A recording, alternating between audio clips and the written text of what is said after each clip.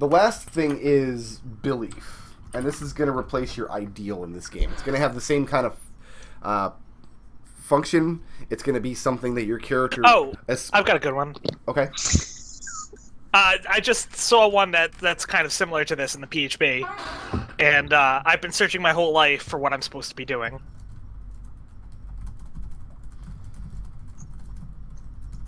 That's a good bond. Okay.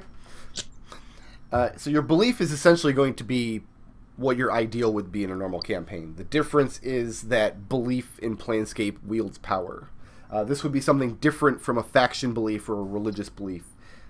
It's something that you aspire to uphold in all of your actions. It's something that you believe strongly enough that it could cause physical change in the multiverse. And at the end of every session, we're going to go through and talk about how everybody played out their beliefs, or if they did, or if they learned something new, or if those beliefs are changing. And that'll get you points that you can use for rerolls and recharging abilities and bananas. Because bananas are fun. So who has such a belief for their character? So I had an ideal written, and let me know if this is close enough to be a belief, okay, or let me know like what I need to tweak to make it a belief. Okay. The ideal I had was the oppression of the majority must be uprooted and destroyed at every opportunity.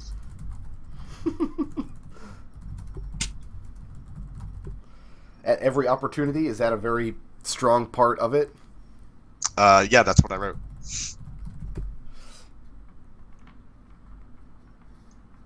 I think your belief is probably going to cause problems for the rest of the group that will be very fun to resolve. Who else has one? I'm going to go with mine then, which is... I've been saying it a few times, there's one perfect state of being for everything. Is that all right as a belief, Rick? Yeah, no, that's because perfect. I had originally written as an ideal. The belief has to be something that when your character makes an action in the game world, you would be able to say it either goes towards or against your belief.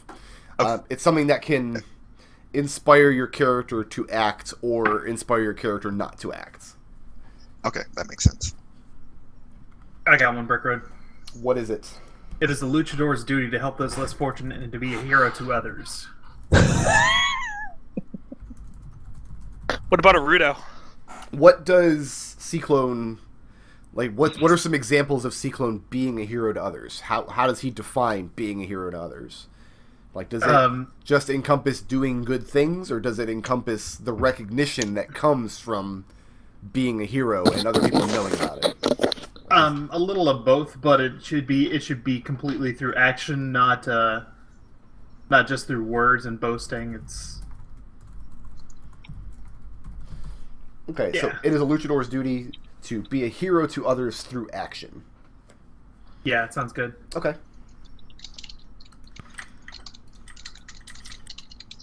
I have a bond for Serenity. Sure. I was bested in combat once, and I won't let it ever happen again. So, does that mean, like, how are you... Obviously, you weren't killed in combat. The entire right side, she's missing her right eye, and the entire right side of her body has a scar that goes from her forehead to her toe, or to her heel. Neat. So when you say you won't let it happen again, does that mean you will fight? Like, how do you... she's either going to fight, or she's either going to win fights or die. Oh. Or just win fights. Like, she's not going to take loss as a... Sure, that's not a flaw. The or she's not die going to take part. loss as a... there are no, like, acceptable losses to her. Okay. So I just need beliefs for Serenity and Kelian. And that takes care of all the personality stuff.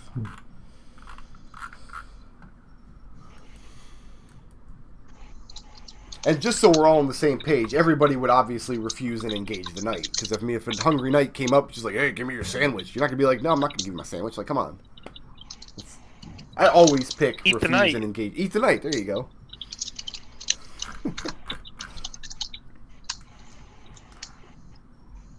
We're putting the bond in the belief section, right? No, your Or the bond is still your bond. Your belief's Okay, going to it's the overwrite ideal. I just basically changed the name of it because the word belief pops up so often in Planescape. materials? Mine would be, by my actions, I will do good and make the universe a better place.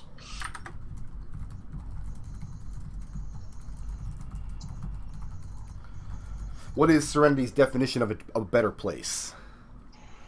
It goes right back to her definition of good. It's better for the less fortunate. So, would the multiverse be better if, say, Riot got her way and you brought down the establishment? Would the multiverse I be better don't know. off? That depends on whether or not Riot can convince her of that. Okay. Riot's pretty persuasive. So what that's going to come down to at the end of the sessions is to get those belief points, you're going to have to kind of explain how your actions that sentence left the multiverse a better place than it was when you went into it. That's kind of the standard I'm pulling out of that. Do I have that right? Yeah. Okay, cool. And that just leaves Kelian. What is Kelian's belief?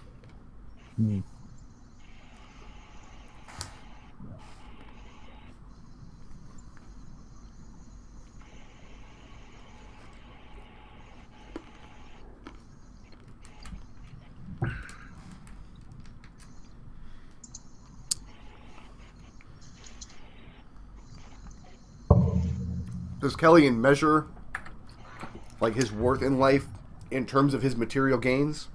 Yeah. Is that something that's strong enough to be a belief? Not just material gains, but also status. Okay, so let's turn that into a belief then. Let's turn that into something that you can do every session. Like, are there any? Is there any lines that Kelian won't cross to increase his personal wealth? No.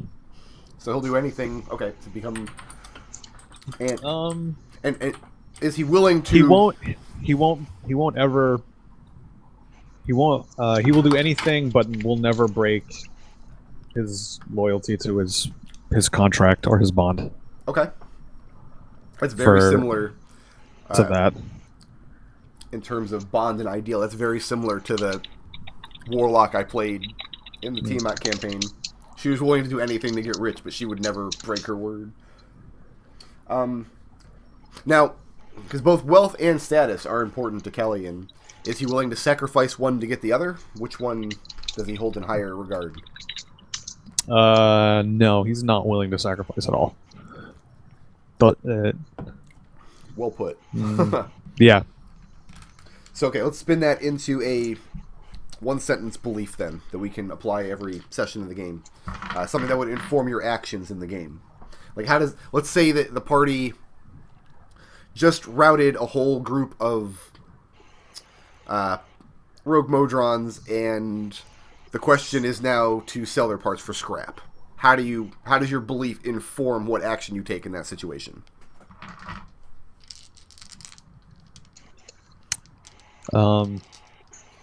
There's very visible material, like beneficial wealth component to this. Yes. So absolutely, he would try to convince everyone that this is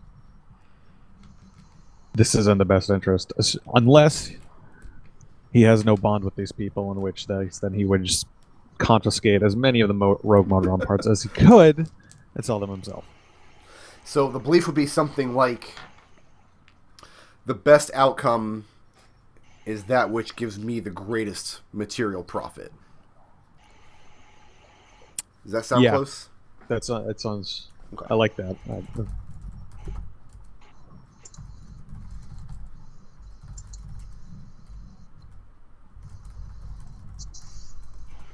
I foresee lots of arguments about splitting up treasure, which is to be expected with a member of the Fated.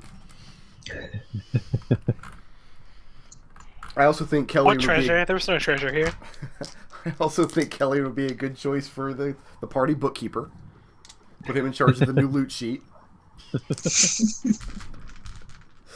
Alright, now, does everybody feel pretty comfortable with the characters they have? It pretty much fills up the whole sheet, I believe. Yeah. Some story work for my background, but... Okay. Go ahead and fill in your attacks and spellcasting stuff up there. Obviously, your hit dice. Did you spellcasters already pick your spells out? Yes. Okay. Yeah. I picked my spells for the first day. I picked the Well, you took Disguise Self, didn't you? yeah. I took the cantrip of Mending, Okay. so that when Riot smashes her guitar, she can fix it again later. I love it. Where do you want me to track PSP at Brickroad? To track it somewhere under features and traits, like really high up on the features and traits area, because it's a racial feature. Yeah, I have a heading for racial features, and I'm gonna put in big, bold. And during sessions, you can keep track of them with Go tokens if you want. Yeah. And we're going to keep a close eye on whether that racial trait is powerful enough or not. I don't think it'll need any tweaking. It's something that you'll probably be able to do once or twice a session, which is fine. All right, so maybe Destil can help me out with this. I have 2 points, and the Psionic Discipline Third Eye. Does that all right? So when it says concentration, do I just like do I do that as like a standard action where it's like I concentrate on this thing and now I have Yes. okay. The first level of every discipline. Here, let me actually get the Mystic file open here. Yeah. Scroll down to Third Eye. The first level of any discipline is just the concentration level. Okay. You do not spend a point to activate that. It takes an action to do that, to turn it on. And while it's on, you are maintaining concentration on it. That means you cannot use your concentration on any other spell. Not going to be a problem for you. Monks can't cast spells. Yeah, monks don't do spells. But if you're using that concentration power and you get attacked, you've got to make the Constitution saving concentration throw. check. Yeah. Yeah. I do think monks. Correct me if I'm wrong, Nick, but don't monks do concentration on some things? Well, I thought that was like just instantaneous stuff. Like in the case of like Orphan's elementalist shit, like that was just like stone skin and instantaneous stuff. It might. But yeah, I mean, if it comes up that you have to maintain concentration, you can only maintain concentration on one thing at a time. So if you have a monk class feature that says concentration, you can't use it and use Third Eye at the same time. Okay. When you're concentrating on Third Eye, as a bonus action, you can then spend a point. Burn points. Okay. To activate any of these things. I think I gave you a psi max of 1, didn't I? Or 2? 1, I think is what it was. Okay. Yeah. So your concentration is you get blind sight out to 30 feet. Whenever you're concentrating on that, you can spend a psi point to get tremor sense or your wisdom advantage. Okay. According to this, my psi max at level 7, it goes up to 3. Like there is nothing. Like No. Don't read that off of the Awakened Mystic document. No, I'm reading this off. I'm reading this off of the stuff that you wrote up for the Githzerai. Yes, for Githzerai. Yeah, that's correct. So I cap out at psi max of 3 at level 7. Yes. So I won't ever. So if that's the case, I won't ever get access to True Sight. You'll never get access to True Sight. Your Okay, psi then points are how many points you have. Psi max is how many you can spend at once. All right, I need to reconsider then. Okay. But yeah, I gave the Githzerai a very weak version Limited of thing, the yeah, standard yeah. Mystic thing. No, I understand. I mean, it's still pretty good. Yeah, no, I think that's actually fairly strong. I like the Mystic class Yeah. a lot. Even just when we played it during that one shot, I thought the class worked really well. I'm actually thinking I'm going to switch to Celerity because it looks even more crazy. Yeah, that's the Celerity, one I think is a little bit maybe strong. concentration. That's the one that they're probably going to tone down in the finalized rules. Yeah, But no, it's fine. Go ahead and take it. It gives you a lot more options. yeah. So yeah, that's perfectly fine. Like I just glance at it and it's like, oh wait, no, this is freaking amazing. So, So- yeah, it probably is due to get nerfed. Concentrating on Celerity increases your speed by 5, and you're a monk, so that means your speed is going to be 806. Yep. And it gives you advantage on initiative checks. If you're concentrating on it when I say roll initiative. When I say roll initiative, if you're not already concentrating on it, you get nothing.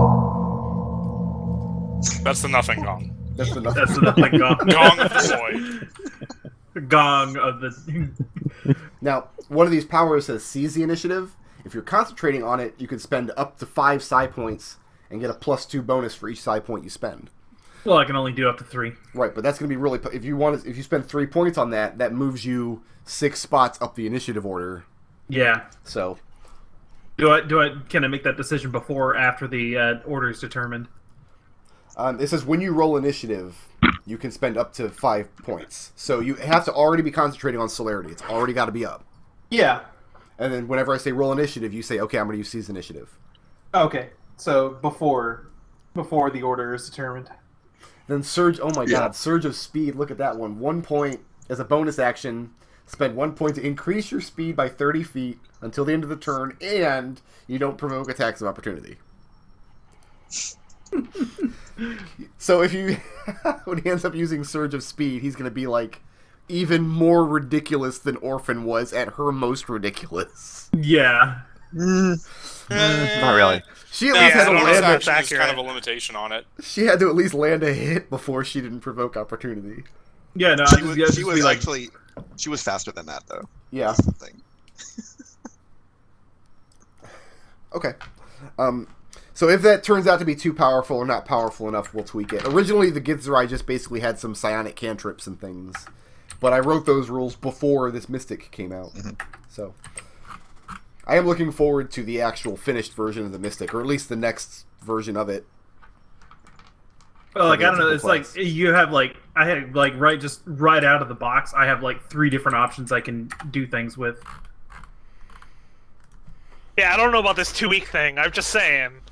By comparison, I can create or destroy water. Like, so if we come up against any Krakens, I got it. You're in there. Yeah. That is a little crazy. Okay, bear with me just 1 second, guys.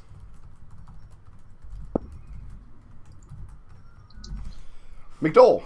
I keep thinking this map says Which one? City of Books. The one who had to re-roll his character because his first rolls were so shitty. Yeah. What were those rolls? Those rolls were 8, 7, 9, 9, 10, 12. Next thing we're going to do is roll up another character. And Okay. I am not going to tell you what this character's purpose in the campaign will be, but we already know what his stats are. This is my reincarnation when I inevitably die. Alright, so everybody jot those numbers down so we all know them. 8, 7, 9, 9, 10, 12. Okay. 8, 7. Oops. I got him. McDohl, since you rolled these terrible stats, Yeah. assign one of them to any of these 6. Okay. I'm going to say 10 Constitution. 10 Constitution. Alright, Nick, assign another one.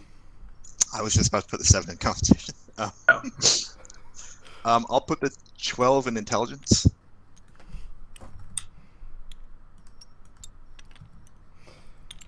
Other McDohl, assign one of the remaining numbers. 7 strength. 7 Strength. Woo! Oh, that was mine. Destil, assign one. Use the 12 yet? Yeah, you got Yep. 12 Intelligence. We have an 8, Oh, a that's 9, what I and was a going to 9. do anyway. Let's do the 9 decks. 9 Dex. Bless you. And Nodal. 8 for wisdom. 8 for Wisdom. I play this character. I wouldn't be scared of this character. Nodal, what's this character's race? Githzerai.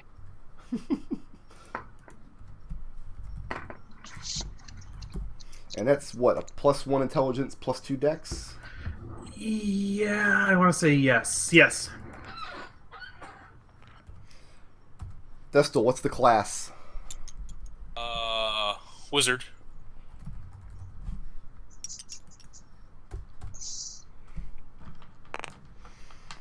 McDohl, what's their faction? Which one? Doesn't matter. Whoever says it first.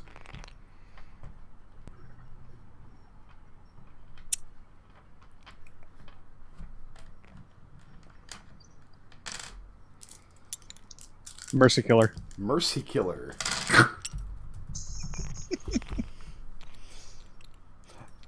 Other McDohl, what's this character's alignment? Keeping in mind, I believe Mercy Killers have to be lawful. Yeah. Lawful neutral.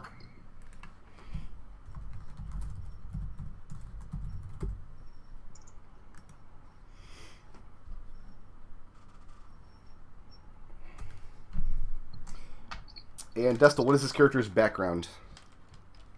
Let's go with noble. A noble? Yep. That explains how such a middling wizard was able to get a job with the Mercy Killers, I guess. Nepotism. Is this character a dude or a lady or something else? Githzerai. All Githzerai are hermaphrodites. Little known facts.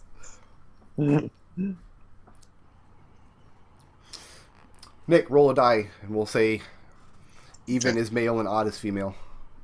Because every female I've ever met is odd, so...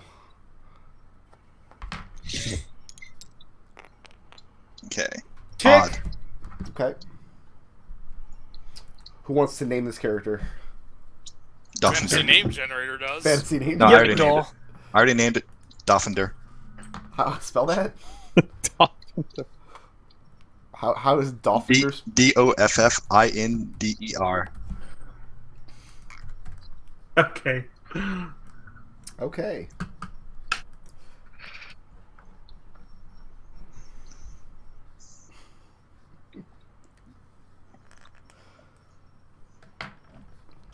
Alright. 1, 2, 3, 4, 5, 6.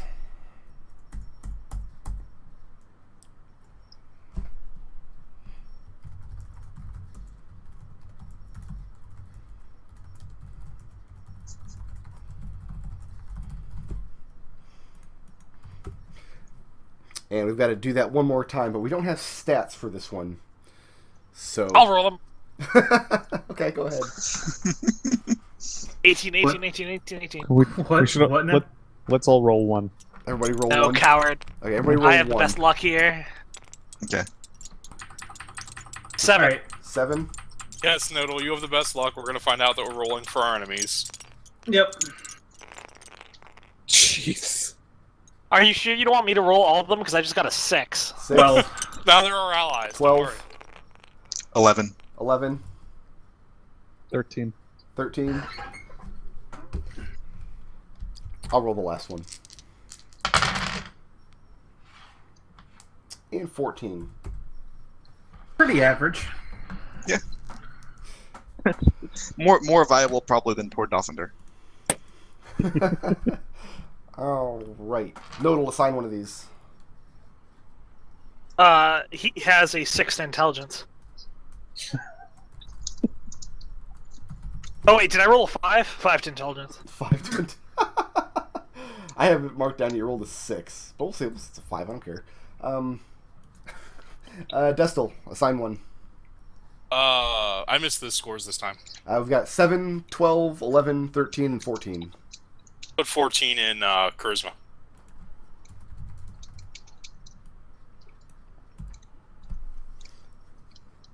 Nick, assign one. I'll put the 13 in Dex.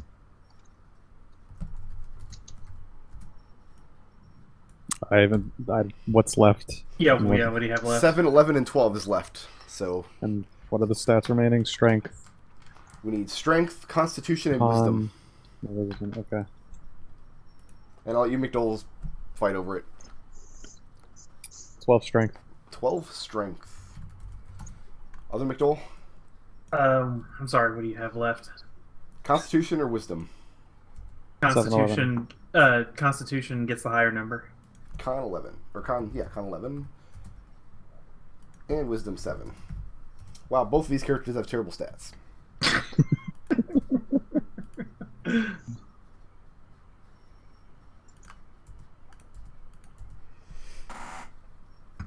Okay, what's this character's race? We're gonna say he's a dude since the other one was a lady. Earth Genasi. All right. Class. Bard. The hell does an Earth Genasi have to sing about? Rocks. Rock music. What faction? The Lost. The Athar. Athar. Nihilistic Earth Genasi Bard. What's his character's background? Criminal. Criminal. And what's his alignment? Chaotic neutral. And who wants to name this poor bastard? Brett. Can't name him 2Ds. Fred. Fred with 3Ds. Fred with 3s.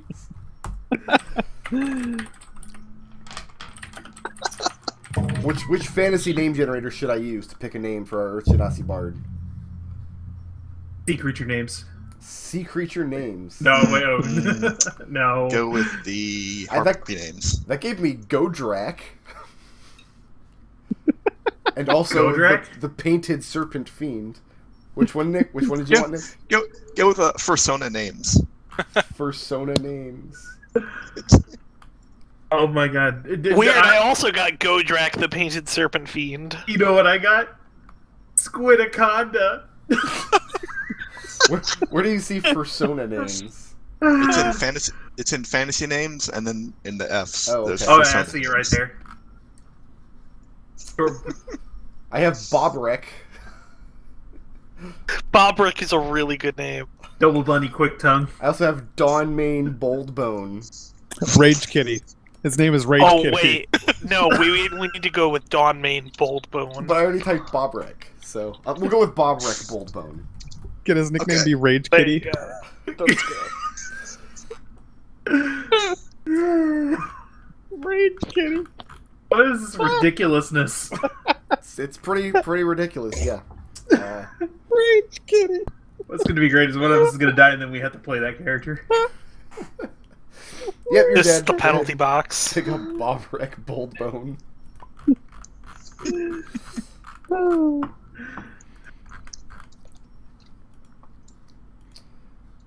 Alright, does anybody have anything on their sheet that is blank that they haven't filled out yet?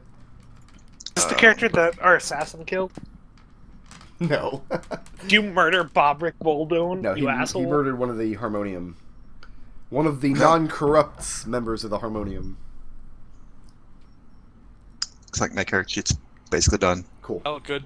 Alright, so I can delete the spellcasting stuff that I put on there when you were still thinking about doing it as spellcasting rather than Mystic. Yeah. Where you like jump once a day and stuff. Yeah, that dumb shit. That's how it's listed in the monster manual. I didn't pull it out of thin air. I got it out of the Githzerai in the monster manual. Dumb. I think the Mystic stuff was better. Is it quarter staff, one-handed? Versatile, one-handed. Alright, so I should use the shoots. Don't say I heard it. Alright, I'm going to go ahead now and open my chat up. What's up, chat? Because this is such a kind of complicated campaign setting, and because I want everybody to get the most out of it, I would like... Oh, first of all, I need you guys to share the characters with me, obviously, on Gmail, so I can... I think I already Yeah. have you shared as it. Word. Okay, I'll check those then. Yeah, I've already shared mine. And because it's kind of a complicated campaign setting, I'd like to spend the rest of our time today answering questions and just talking about general Planescape topics that might come up. To start with, the campaign is going to be kind of localized in Sigil. I mean, honestly, there's enough stuff just in Sigil to run an entire campaign. So the first couple sessions, at least, are probably going to be in Sigil, getting the group together and getting some adventures kicked off. A couple differences that's going to be from the Flumph campaign is we're going to be tracking experience with this campaign. I am going to... I mean, obviously you'll get experience rewards for like monsters you kill and treasure you find and whatnot, but we're also going to be awarding experience based on those belief questions. at the end of the session. The thought that I had was that everybody in the group would have like an experience token or something, and then we go around the table and everybody would award it to another player to get a bonus on their experience. Somebody that you thought around the table did an exceptional job in one way or the other. Yeah, that sounds pretty White Wolf.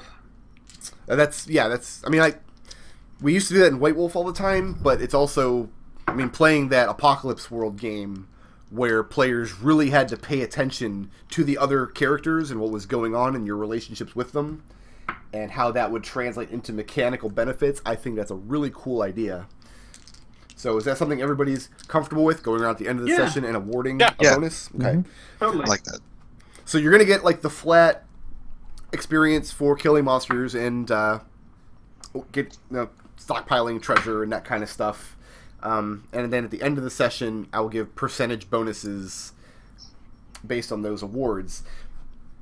At the beginning of each session, I would like to do a recap of the previous session, both for our benefit and for the benefit of viewers coming in who may have missed it. So The YouTube audience. that's another way that I'm thinking about doing an experience award is whoever does the recap that session, I'll give a bonus to. And then you guys can just switch off, or you can just have one guy always do it, or whatever. It's fine.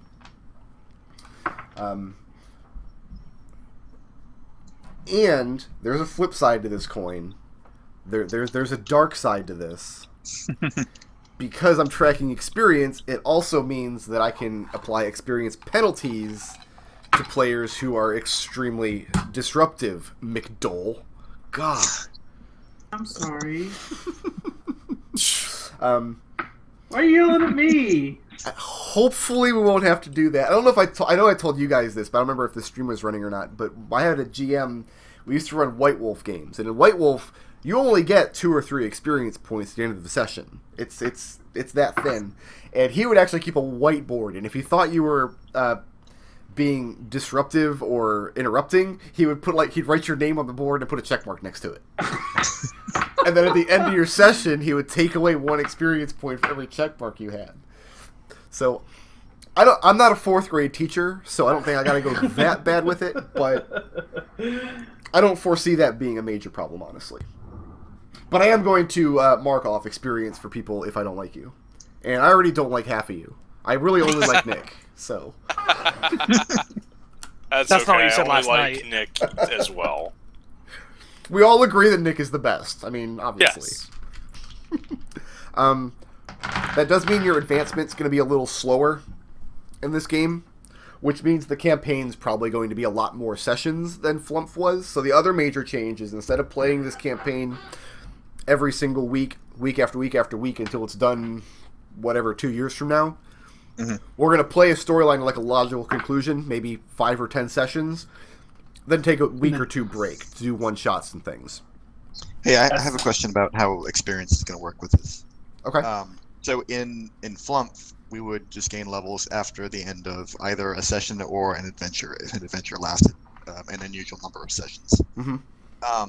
Since we're now gaining experience, and I assume that we're going to be gaining experience at the end of every session, is it going to be possible to level up mid-adventure?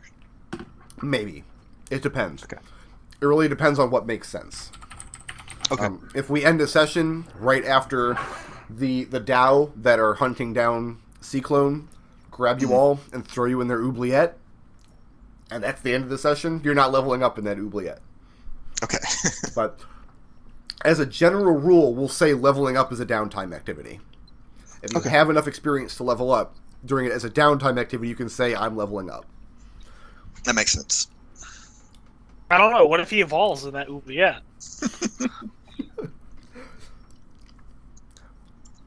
So, hopefully, though, this will let us... Because one thing we really missed out on in the Flumph campaign was staying at a single power level long enough to really explore all the powers you get. I know especially our spellcasters were constantly replacing spells, and it's like, oh, that's a spell I only cast once. Whatever, I'm getting rid of it now. So that... For me, it was a weird curve where I was constantly replacing spells, and then at the end, I was going back to my cantrips. Yeah. Cantrips are good, though. They're really good. I did the same thing, though. I played a Warlock, and early in the campaign, obviously I used cantrips a lot. During the middle of the campaign, I used a lot of Wall of Fire, and then at the end again, I was back to my cantrips. So I expect that's pretty common, actually. So for those of you who are joining us late, the characters we have here, we have Nich is going to be playing Riot, the Tiefling Bard, who is an anarchist. McDohl number 1 is going to be playing Ciclon, the Luchador. El Ciclon. Yeah. The Githzerai monk, who is a Godsman. McDohl number 2 is going to be playing Kelian, the Aasimar rogue, a member of the Fated. Destil and Nodal are both playing Ciphers. Destil is playing Serenity, the Earth Genasi Barbarian, and Nodal is playing Mahogany, the Water Genasi Druid. We don't have any Barriers, no. Sorry, Pagan. It's too bad, because Barrier is a great race. I love Barriers. There'll be Barriers in the game, though, don't worry. And, I mean, we're going to kill off this ridiculous Luchador within 5 sessions, and he'll have to roll up something else, so... he'll roll up the Barrier of Salt Street. Yeah. The Demon Barrier of Salt Street.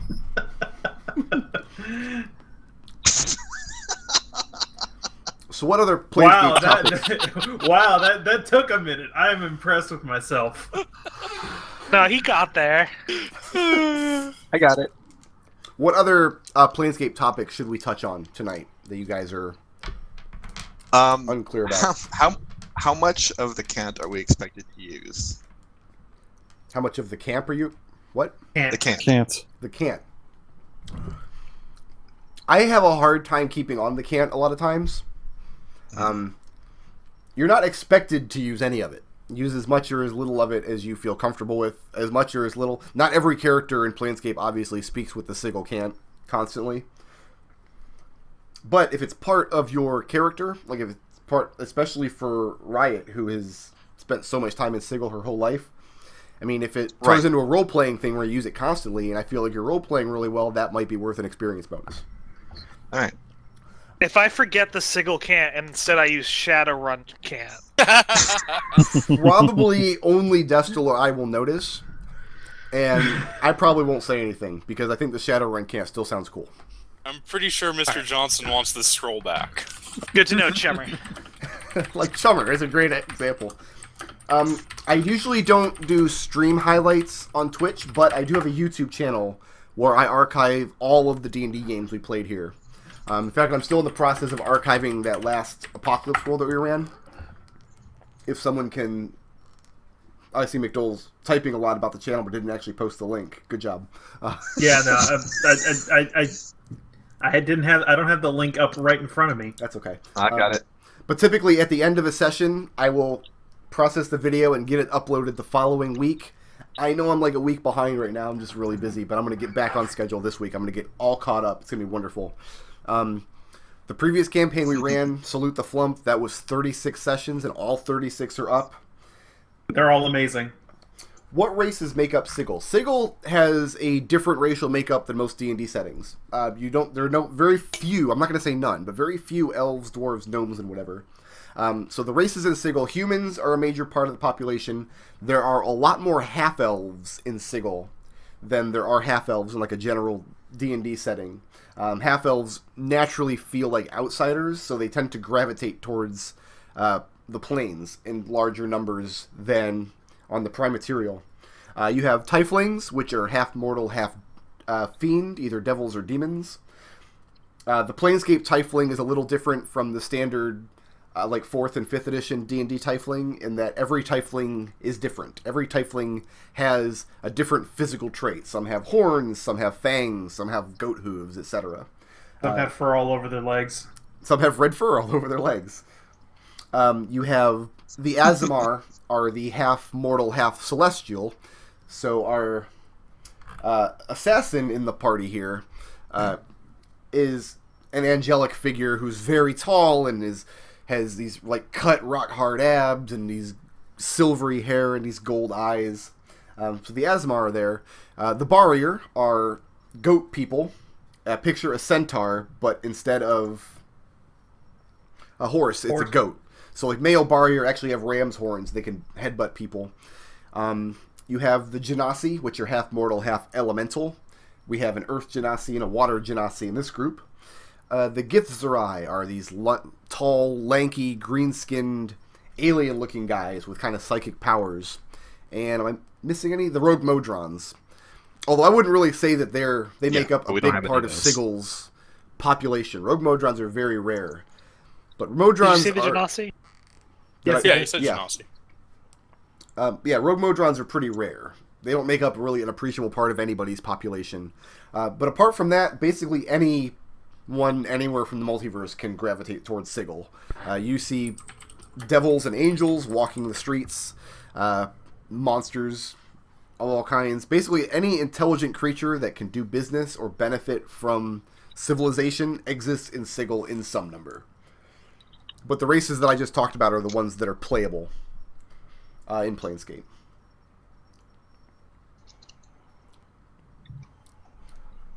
As far as homebrew races, really no need for homebrew races in Sigil or in Planescape.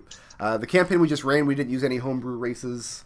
I think half of the players were just humans, and the other half were Eldev.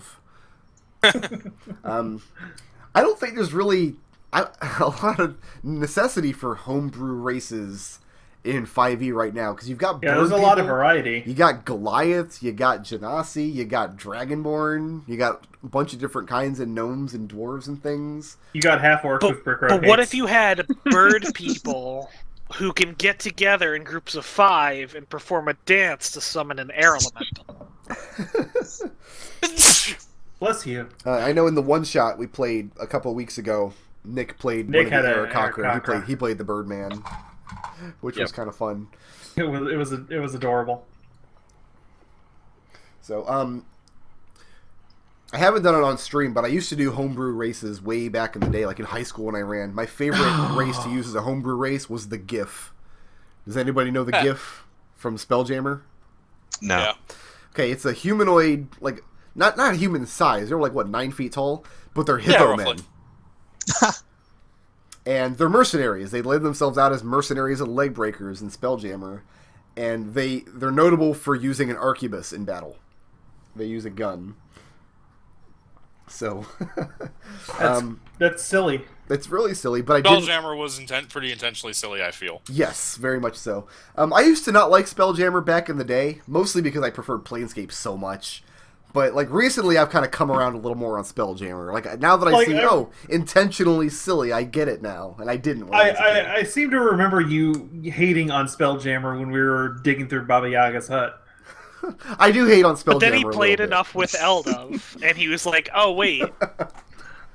If Eldev, what would happen if Eldev was in Spelljammer? But Eldev would pilot a ship. The important thing to keep in mind when it comes to Sigil's population is that Sigil is not a place for you to push your agenda. For example, if a bunch of rocks come into Sigil, they're welcome there, they can be there, but if they bring the Blood War into Sigil, if they start pushing their fiendish agenda, they're going to cross the Lady of Pain and she won't have it. What if they set up a recruiting office? They'll really recruit for the Blood War. I guess it's possible. I'm just saying, they say we'll give you this so-and-so amount of money, and then in a year from now, but hey, a year from now, that's a long time. No, the Tanari don't buy recruits. The Tanari are infinite in number. They scoop up whatever dead souls and congeal them into. How can you have an infinite war? Because doesn't even make any sense. It's an infinite plane with an infinite number of fiends. That's the big difference between the Tanari and the Beatisu in the Blood War. The Tanari outnumber the Beatisu uncountably. 100 to 1, 1,000 to 1, impossible to say. The only reason they're on equal footing is the Beatisu have tactics. They use strategy. They actually have a rank and file, where the Tanari just throw masses and masses at the war. Both sides, like, the Tanari will, if they want you to fight for them, they'll just enslave you. They'll just capture you and force you to fight. The Beatisu, they're the ones that would make deals. They're the ones that will use honeyed words and tell you what you want. That's why I think they're the more interesting characters. It's hard to have a Tanari character because there's all violence and chaos and destruction. Yeah, Destin Log was a lot of fun to bounce off of. He really was. I did enjoy the fact that we eventually all got to the point, except for Terran, that we didn't even want to be in the same room from him. Brick would be like, "So who goes with Terran to make the deal with Dustin?" No, sorry, No.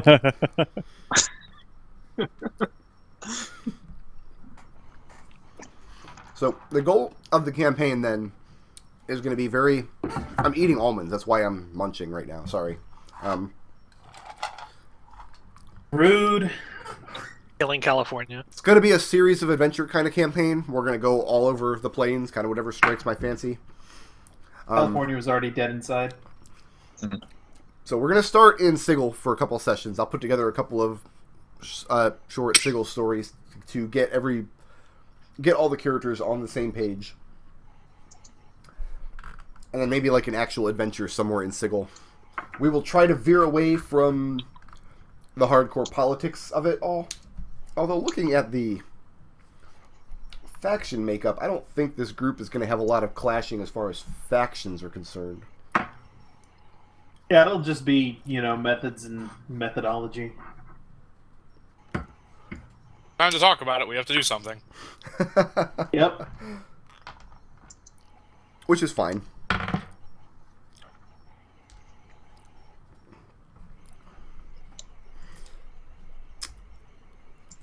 Oh, I don't think I showed everybody else in the stream. We got Mist Island background.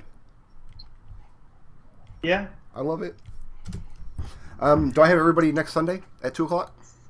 Yeah. It's pretty great. Mhm. Beautiful. I very much like this 2:00 thing. That was great. It was a good choice. I think we were at 4:00 originally because we had people on the West Coast and I was in West Texas. There was a reason for it. We didn't just pick it arbitrarily. It's hard to get a group of people together at the same time every week. Considering, we're all responsible adults with obligations and shit. So let's just all be reasonable here and blame McLean. Right. Yeah, McLean's fault. Yeah, it was clearly his fault. It was all McLean's fault. I It's his just, fault. want to thank Nodal for being here because I know he's always busy with all his illegitimate children. Just Yeah, all over well, town. I'm looking forward to it's this. busy, but One of the I'm things, super excited. at some point I had a list of rules changes from the Flumph campaign, rules that I wanted to change, but I don't know where that list is right now. The one big one I know of is going to be attacks of opportunity. We're going to go back to just going by the book on those. And what is that exactly? Well, early, because I remember I said you only provoke an attack if you were already engaged with the character. Mm-hmm. That was easy to keep track of at the beginning of the Flumph campaign, but it got more and more difficult to keep track of it towards the end.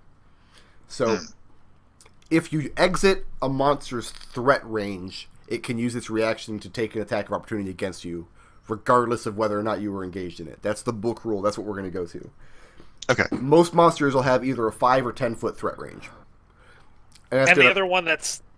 Oh, sorry. I was going to say that's going to apply to characters as well. Will that apply to if you're entering and exiting on the same movement? We'll only get one. They only get one reaction, and it only provokes on exit. As far as I know, the only feat that I know that lets you provoke one on entering is Polearm Master. Yeah. Which is a fantastic feat. No, but what I'm saying is if you're running directly by a monster on your way to something else, Then you does provoke. Then you provoke. then you do provoke. Okay. You don't provoke entering, but as soon as you leave their threat range, you provoke, provided that creature hasn't used its reaction, and it doesn't have to use its reaction. It can choose to not use it. Okay. And the are other we thing doing... that's kind of sorry. similar is that if you're next to a creature, within 5 feet of a creature, and you use a ranged attack, you roll at disadvantage. Yes. That was what I was going to ask. That was Okay. the other one. I think cover was the other one. Shooting through another creature's square. Just as a general rule, I'm going to call it half cover. Mm-hmm. Whether that creature's a friendly or not. It's just much easier on the bookkeeping than trying to keep track of who's shooting through who and having to make a judgment call every time. Are we going to use corners for cover this time? Where, if you draw from one corner to another corner, or so on and so forth? It's going to depend. It's because I would like to just have a hard and fast rule, but because I get my maps from so many different places, and there's such variation in quality on them. I can't say for sure, but in general, I would say that yeah, you can pick a corner and draw, and if you don't, as long as you don't clip through some other solid object, you're probably fine. Here's a rules question that's near and dear to my heart. Can we go by the book on spell components? You only use up the component if it says you use up the component. I'm going to say no, because that makes spell components more similar to portal keys. Sometimes your portal key evaporates when you go through a portal, sometimes it doesn't. So we're going to keep the spell components thing the same as we've been doing it. Okay. Are we going to have any form of vehicles? I mean, yeah. I mean, the last campaign, they started off commandeering a pirate ship. Had a boat. And then the campaign ended with them having a giant walking house. Yeah. So, anything's amazing. possible. Did we leave Eldov in charge of the walking house, or did we leave? We did. Yeah. Cuban? Yeah, we did. We did. We did. We Oh, let him Yeah, have I it. don't know what you mean about this. They had a giant walking house. Well, Zook had it until he lost all the treasure, and then... Yeah. Thanks, McLean. McLean ruining everything in here. Yeah, I know, right? I I told a friend of mine about that, and he couldn't believe it. He was like, I can't believe that. And he takes, and every opportunity he like reminds me about that part. So how much treasure did you lose this time?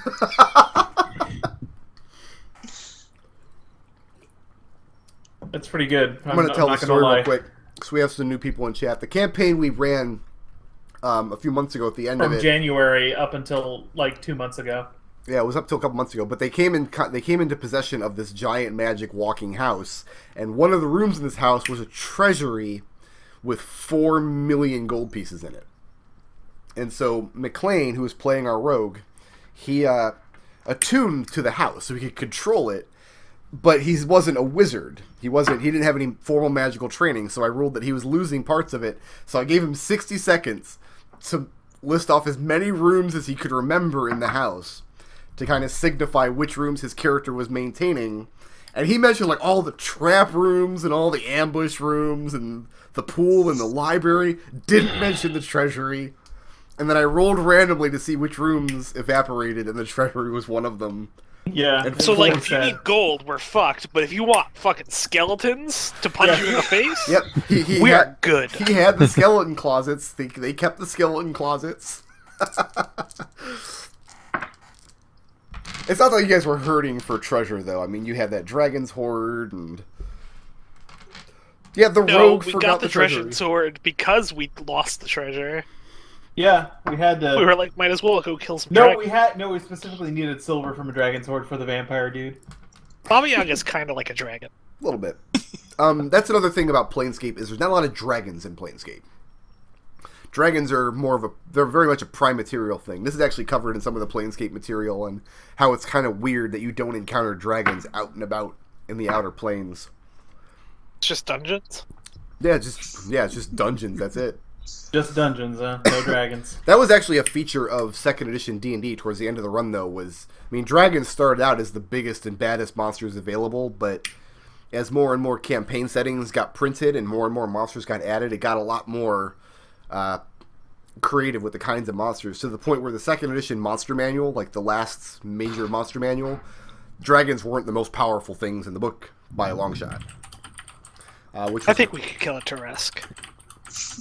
I was thinking about bringing everybody back from the Flumph game, just getting all the characters and just seeing like an exhibition match against the Tarask. I think we can done kill Well, Khalil lost 3 levels because you took away all of his warlock shit. Well, it happens. But yeah, 3rd edition, when 3rd edition first got printed, that was one of their design goals, was we're bringing the dragon back and making sure the dragons are the biggest, baddest guys in the book. They're pretty big bad motherfuckers. Except for the Tarask. Yeah. Actually, I would fight a dragon over the Tarask in 3rd and probably 5th, because the Tarask is an animal intelligence, just because it's mindless destroyer. I feel like dragons, you're supposed to use the dragons in the 5th edition book as templates and then add stuff to them. You're supposed to give them personalities and like spellcasting abilities and class features. You're supposed to really individualize dragons. Not that I had time to do that. The one dragon you guys were just like, let's go fight this dragon. Fine. No, you gave me the template. It was a Dracolich. No, I'm talking about the red Not dragon. that dragon, the other dragon. Oh, that guy Yeah, was like the actually dragons are way more powerful than Terresk. The Terresk is just a big bruiser. It can't even stop. Like you can kill it with a second level ranger, and anyone who can cast a wish scroll can kill it Right. with the boots of flying. But they fixed that in 4th edition because they made it have a non-flying aura. But no, dragons are definitely in 3rd edition. They if they're run intelligently, they are definitely the most dangerous creatures because they tend to have like absurd spellcasting. Yeah. There's a No, go for it. Oh, I was gonna say, and then in 4th edition they completely reversed that decision and made it so that you could kill dragon at any level. Yeah, that was one of the 4th edition taglines. a dragon for every single level. Right.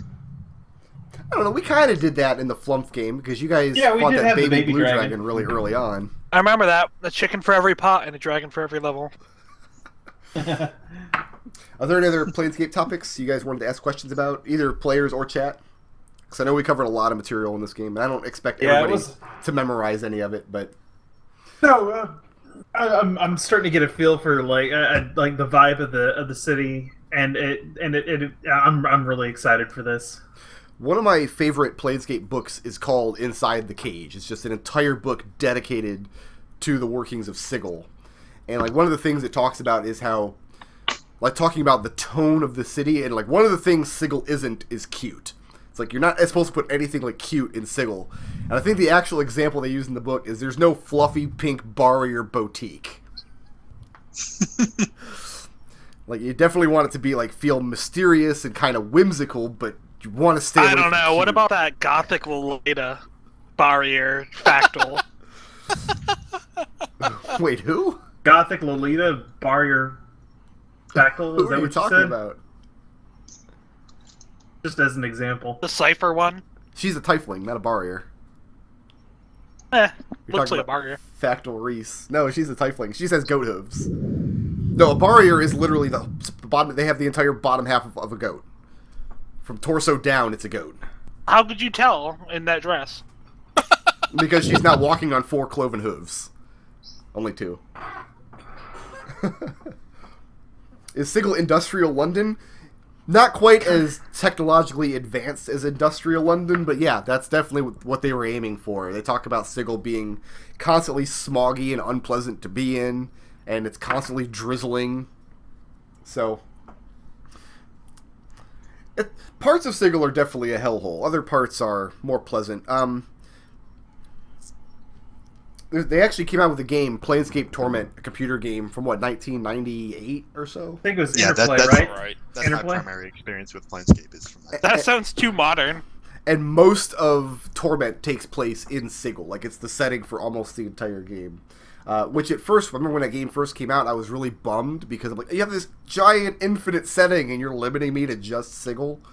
But No. Sigil itself is infinite in a way. Like, everything you can find in the setting, you could also find in Sigil on a smaller scale. Is the Hive? I don't know, help? man. The It's a Hive's giant pretty bad. donut. It's like the opposite of infinite. Like, I think I remember seeing, like, one of these burrow names. Here, let me see if I can find it. Little Bitopia, yeah. The like the Slags here, this horrible place in between the lower ward and the Hive, or the clerk's ward and the Hive, Yeah. is said to have a lot of elemental conduits leading to the plane of ooze. Like people just step into a puddle and sink and are never seen again. So That And then the sounds person amazing. standing next to them starts up a trash removal business. yeah, for as long as that conduit remains. New tier, that's a Forgotten Realms thing, isn't it? What? New tier. I don't think Tyr is specifically a Forgotten Realms character. It might be. Or I don't no, know. it's No, He it's a started place. there. Oh, I thought it was Thing of the God. Yeah, I thought we were It made talking it made about it into Greyhawk eventually. Ah. But you see a lot of hodgepodge stuff in the Planescape campaign because they mishmashed all kinds of stuff from different campaign settings and plugged it in here. Like the only setting I don't think has a major presence in Planescape is Ravenloft, because by definition Ravenloft is kind of its own thing. Well, maybe Dark There's a Sun, dustbin. because Aethys is like cut off from the planes, isn't it? Yeah, I don't think there's any Dark Sun stuff. Does the city have outside threats? It does not, because the Lady of Pain, this lovely lady up in the corner here, she makes sure that Sigil remains open to everybody. In fact, there is one of her laws, one of her very few laws, is no gods allowed. Powers are totally unable to enter Sigil. It's not possible for a god to come in. The forces of the multiverse prevent it from happening. And so you anybody can't do no divine spellcasting or anything like that? You can. No, Okay. the powers of the gods can definitely work here. There are priests, there are temples, there's worshipping. Worshipping the Lady of Pain is a bad idea. She doesn't like that. But the actual gods, like Zeus, can't come into Sigil. He's not allowed. Zeus can manipulate proxies into coming in for him, and gods, of course, do that because Sigil's a powerful place to control.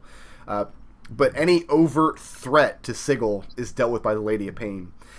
There's not an official Underdark in Sigil, but I remember some fan material that was printed where Sigil has like an underground area called Ligus, which is That is dumb. essentially like a Sigil Underdark.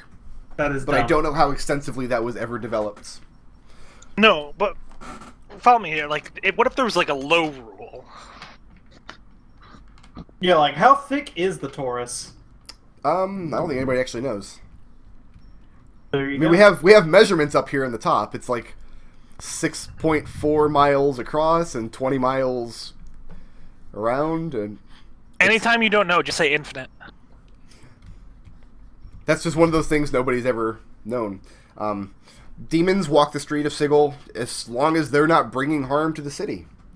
And when I say bring harm to the city, I don't mean like a serial killer. Lady of Pain doesn't care about a serial killer. If a demon Who cares came, about breaking shit? if you kill people to the point that it starts to influence the city's day-to-day operations, then the Lady of Pain will take care of it.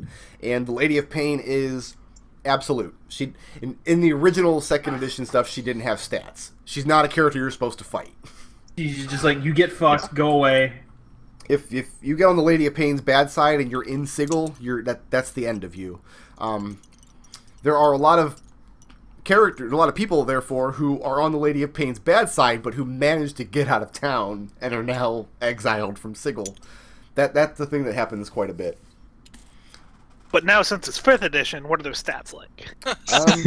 Where did she get stats? I forget. I think third. Third? I remember they said she's lawful neutral is the only stat that I can remember, which she's obviously not. Whoever wrote that needs to be fired. Out of canon. But, yeah, because going through 3rd edition, that was a point of contention with people who were converting the 2nd edition Planescape stuff over was, why can't the Lady of Pain have stats? We have stats for all of the gods in 3rd edition. We've got stats for, like, Tiamat and everybody else. How come the Lady of Pain is different? The purpose of the Lady of Pain is not really to be a character in the game. The purpose of the Lady of Pain is just kind of to exemplify the mystery of the Planescape setting. Like, as a DM, I will not have the Lady of Pain interacting with the PCs probably at all. Unless you guys really go out of your way to mess up a lot of things. And then it'll turn into an adventure where you have to escape your own maze or something.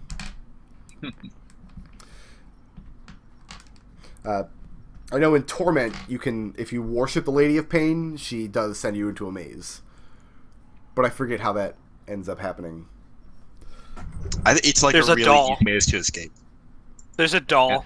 Yeah, there's a Lady of Pain doll, and if you worship it... You can also just kill a bunch of people, and then she mazes you. No, see, I've never done it that way. That was a cool game. I played that on stream not long ago, actually. A couple months. So we're going to be back here at 2 p.m. next Sunday for the first actual play session of D&D. I will put some stuff together.